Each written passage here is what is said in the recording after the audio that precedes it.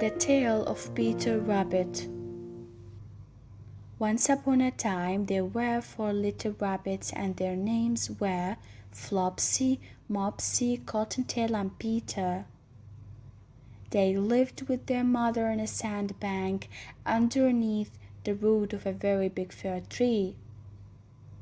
"Now, my dears," said old Mrs. Rabbit one morning, "you may go into the fields or down the lane, but don't go into Mr. McGregor's garden. Your father had an accident there. He was put in a pie by Mr. McGregor. Now run along and don't get into mischief. I'm going out." Then old Mrs. Rabbit took a basket and her umbrella to the baker's. She bought a loaf of brown bread and 5 currant buns. Flopsy, Mopsy, and Cottontail, who were good little pennies, went down the lane to gather blackberries. But Peter, who was very naughty, ran straight away to Mr. McGregor's garden and squeezed under the gate. First he ate some lettuces and some French beans, and then he ate some radishes, and then, feeling rather sick, he went to look for some parsley. But round the end of a cucumber frame, whom should he meet but Mr. McGregor?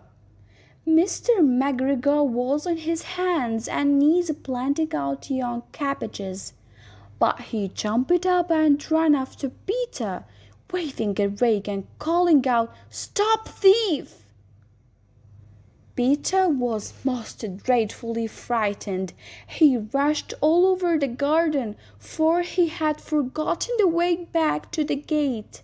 He lost one of his shoes among the cabbages, and the other shoe among the potatoes. After losing them, he ran on 4 legs and went faster, so that I think he might have got away together if he had not unfortunately run into a gooseberry net and got caught by the large bottoms on his jacket. It was a blue jacket with the brass bottoms, quite new. Peter gave himself up for lost and shed big tears, but his sobs were overheard by some friendly sparrows, who flew to him in great excitement and implored him to exert himself. Mr. McGregor came up with a sieve, which he intended to pop upon the top of Peter. But Peter wriggled out just in time, leaving his jacket behind him, and rushed into the tool shed and jumped into a can. It would have been a beautiful thing to hide in, if it had not so much water in it.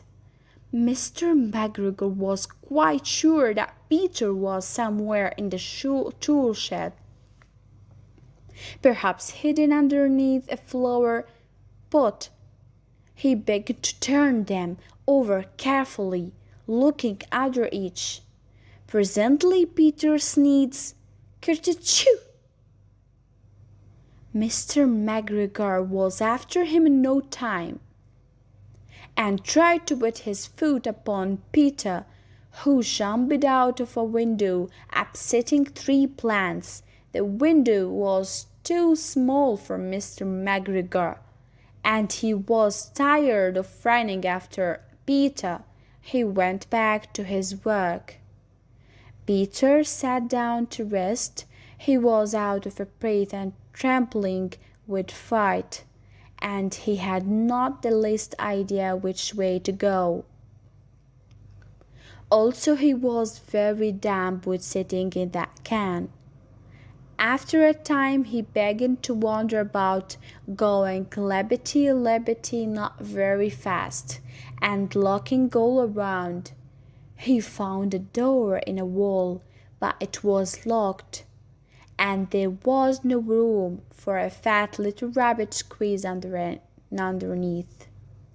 And old Mouse was running in out over the stone doorstep, carrying peas and peas for her family in a wood. Peter asked her the way to the gate, but she had such a large bee in her mouth that she couldn't answer. She only shook her head at him.